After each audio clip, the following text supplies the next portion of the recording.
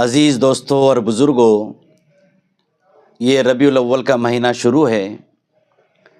ربیع کے معنی ہے بہار کے۔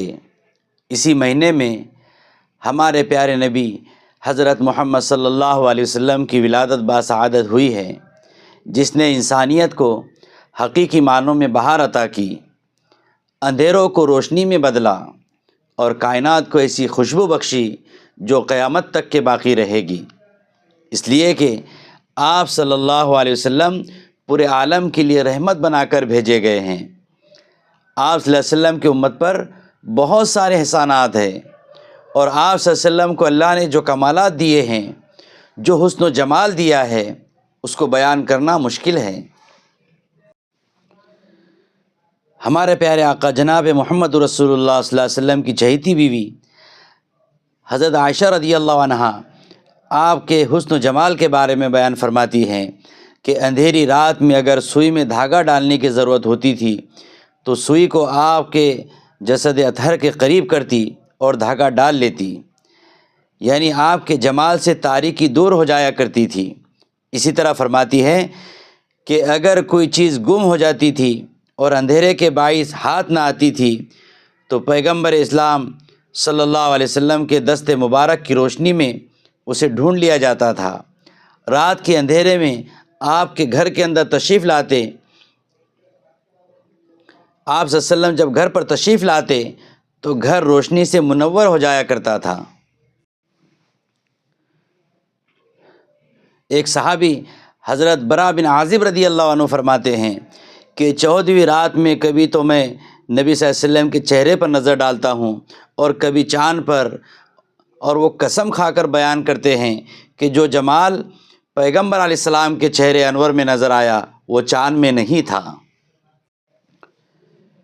حضرت ابو ہریرہ رضی اللہ عنہ آپ صلی اللہ علیہ وسلم کا رنگ مبارک بیان فرماتے ہوئے کہتے ہیں کہ آپ اس قدر حسین اور صاف اور شفاف تھے گویا چاندی سے آپ کا بدن مبارک ڈھالا گیا ہو۔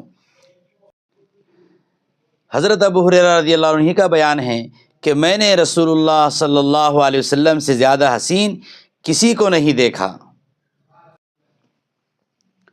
حضرت انس رضی اللہ عنہ فرماتے ہیں کہ میں نے کبھی کوئی عنبر اور کوئی مشک اور کوئی خوشبودار چیز آپ صلی اللہ علیہ وسلم کی خوشبو سے متجاوز اور بڑی ہوئی نہیں دیکھی۔ حضرت انس رضی اللہ عنہ کا بیان ہے کہ آپ صلی اللہ علیہ وسلم کسی سے مصافحہ فرماتے تو تمام دن اس شخص کو مصافحے کی خوشبو آتی رہتی، اور اگر کبھی کسی بچے کے سر پر ہاتھ رکھ دیتے تھے تو وہ خوشبو کے سبب دوسرے بچوں سے الگ ہی نظر آتا۔ ایک صحابی رضی اللہ عنہ فرماتے ہیں کہ آپ کا بدن مبارک بغیر خوشبو لگائے معطر رہتا تھا، گویا کہ خوشبو آپ کے بدن مبارک میں بسائی گئی تھی۔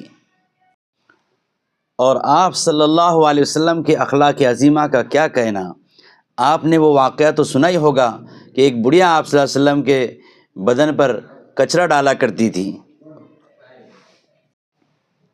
ایک واقعہ حضرت علی رضی اللہ عنہ بیان فرماتے ہیں کہ مدینہ منورہ میں ایک یہودی عالم تھا، اس سے کچھ دینار آپ صلی اللہ علیہ وسلم نے قرض کے طور پر لے رکھے تھے۔ ایک دن وہ یہودی آپ صلی اللہ علیہ وسلم کے پاس آیا اور اپنے قرض کا مطالبہ کیا۔ آپ صلی اللہ علیہ وسلم نے اس سے فرمایا کہ بھائی، تمہیں دینے کے لیے اس وقت میرے پاس کوئی چیز نہیں ہے جس سے میں تمہارا قرضہ چکا دوں۔ تو یہودی نے کہا کہ محمد صلی اللہ علیہ وسلم، میں اس وقت تک تمہارے پاس سے نہیں ہٹوں گا جب تک کہ تم میرا قرض ادا نہیں کرو گے۔ تو رسول اللہ صلی اللہ علیہ وسلم نے جواب دیا، اچھا بھائی، اگر یہی بات ہے تو میں بھی تمہارے پاس بیٹھ جاتا ہوں، جب تک تم نہیں کہو گے تمہارے سامنے سے نہیں ہٹوں گا۔ اور یہ فرما کر اس کے پاس بیٹھ گئے۔ غور کرنے کا مقام ہے کہ آپ صلی اللہ علیہ وسلم نے اسی جگہ یہودی کے پاس ظہر، عصر، مغرب، عشاء اور پھر اگلے دن کی فجر کی نمازیں اسی وقت اسی مقام پر ادا کی۔ صحابہ کرام کو یہ صورت دیکھ کر بہت طیش میں صحابہ آ گئے اور بار بار اس یہودی کو ڈرا دھمکا رہے تھے اور کہہ رہے تھے کہ اگر تو اپنی گستاخی سے باز نہ آیا اور حضور صلی اللہ علیہ وسلم کو اسی طرح پابند بنائے رکھا تو ہم تجھے مجبوراً یہاں سے اٹھا کر پھینک دیں گے یا قتل کر ڈالیں گے۔ لیکن جب رسول اللہ صلی اللہ علیہ وسلم نے دیکھا کہ صحابہ اس یہودی کو ڈرا دھمکا رہے ہیں تو آپ نے ان کو سختی سے منع فرمایا اور ناگواری کا اظہار فرمایا۔ صحابہ سمجھ گئے کہ حضور صلی اللہ علیہ وسلم کو ہمارا یہ عمل پسند نہیں آیا۔ پھر صحابہ انتہائی ادب اور معذرت کے انداز میں عرض کرتے ہیں کہ یا رسول اللہ، آپ کا خدا کے بعد دونوں جہاں میں بڑا مقام ہے، آپ تمام پیغمبروں کے سردار ہیں، ایک یہودی آپ کو اس قدر پابند بنائے ہوئے ہے اور یہاں بیٹھے رہنے پر مجبور کر رہا ہے، یا رسول اللہ ہم اس کی بے ادبی کیسے برداشت کریں؟ میرے عزیزوں، آپ صلی اللہ علیہ وسلم کیا فرماتے ہیں؟ آپ کا یہ جملہ آب زر سے لکھنے کے قابل ہے اور امت کے لیے ایک سبق اور نمونہ ہے۔ فرمایا، کیا تمہیں معلوم نہیں کہ اللہ نے مجھے ہر کسی کے ساتھ ظلم کرنے سے منع فرمایا ہے، خواہ وہ مسلم ہو یا غیر مسلم۔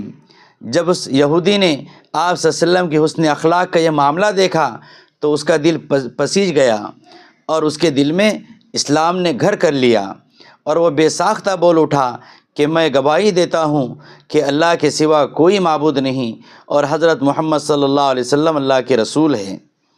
پھر اس یہودی نے کہا، یا رسول اللہ، میں قبول اسلام کی توفیق ملنے کے شکرانے میں اپنے مال و زر کا آدھا حصہ اللہ کے راہ میں صدقہ کرتا ہوں۔ پھر اس یہودی نے کہا، اے اللہ کے رسول اور اے جماعت صحابہ، میں نے جو سخت رویہ اختیار کیا تھا وجہ یہ تھی کہ میں صرف آپ کے ان اوصاف کو آزمانا چاہتا تھا جن کا ذکر توریت میں ہے کہ آپ صلی اللہ علیہ وسلم کا نام محمد بن عبداللہ ہوگا، پیدائش مکہ میں ہوں گی، مدینہ طیبہ کی طرف ہجرت کریں گے، ان کی مملکت کی سرحدیں ملک شام تک پھیلی ہوئی ہوں گی، وہ نہ بدزباں ہوں گے، نہ سنگ دل، نہ بازاروں میں شور مچائیں گے، نہ فحش اور نہ بیہودہ باتیں بکنے والے ہوں گے۔ آج یہ سب باتیں میں نے آپ کے اندر پالی۔ دوبارہ پھر اس نے کلمہ شہادت پڑھا اور کہا کہ میرا سارا مال حاضر ہے، آپ جہاں چاہے اس کو خرچ کریں۔ دوستوں، یہ تھے آپ صلی اللہ علیہ وسلم کے اخلاق۔ اسی لیے حضرت محمد صلی اللہ علیہ وسلم کی حیات طیبہ کو قرآن مجید نے اسوہ حسنہ یعنی انسان کی زندگی کے لیے بہترین نمونہ قرار دیا ہے۔ گویا آپ صلی اللہ علیہ وسلم کی زندگی ایک آئینہ ہے۔ انسان اپنی شخصی زندگی میں بھی اور معاشرتی و اجتماعی زندگی میں بھی آپ صلی اللہ علیہ وسلم کو نمونہ بنا کر دشواریوں کو آسان بنا سکتا ہے۔ سیرت کے بہت سارے واقعات ہیں جن کو ہم شب و روز سنتے اور پڑھتے ہیں، لیکن افسوس کہ ہم قصہ و کہانی کی طرح ان واقعات سے گزر جاتے ہیں اور اپنی عملی زندگی میں ان سے سبق حاصل نہیں کرتے۔ اس لیے ہمیں آپ صلی اللہ علیہ وسلم کے نقش قدم پر چلنا ہے، آپ کے ایک ایک عمل پر اپنے عمل کی بنیاد رکھنا ہے۔ آپ صلی اللہ علیہ وسلم نے جن کاموں کے کرنے کا حکم دیا ہے ان کو کرنا ہے، اور جن کاموں سے منع فرمایا ہے ان سے بچنا ہے۔ یہی ہمارا دینی و ایمانی فریضہ ہے، یہی وہ اسوہ حسنہ ہے جسے اللہ نے ہمارے لیے قابل تقلید قرار دیا ہے۔ قرآن مجید میں ارشاد باری تعالی ہے کہ رسول اللہ صلی اللہ علیہ وسلم کی اطاعت اللہ کی اطاعت ہے اور رسول کی مخالفت اللہ کی مخالفت ہے۔ آپ صلی اللہ علیہ وسلم کی سیرت کا ہر پہلو، خواہ سماجی ہو یا خاندانی، سیاسی ہو یا مذہبی یا دینی، قیامت تک کے لیے نمونہ ہے۔ اس لیے ہم آپ صلی اللہ علیہ وسلم کے نقش قدم پر چلنے کی فکر کریں، اسی میں ہماری کامیابی ہے۔ اس لیے بزرگ اور دوستوں، ہمیں آپ صلی اللہ علیہ وسلم سے کامل اور اکمل محبت رکھنی چاہیے۔ کامل اور اکمل محبت یہی ہے کہ ہم نبی صلی اللہ علیہ وسلم کی لائی ہوئی شریعت پر خوب مستعدی کے ساتھ جم کر عمل پیرا ہوں۔ اللہ تعالیٰ سے دعا کرے کہ وہ مجھے بھی اور آپ کو بھی اپنی اور اپنے محبوب صلی اللہ علیہ وسلم کی پکی اور سچی محبت اور اتباع نصیب فرمائے۔ محمد کی محبت دین حق کی شرط اول ہے، اسی میں ہو گر خامی تو سب کچھ نامکمل ہے۔ وآخر دعوانا ان الحمد للہ رب العالمین۔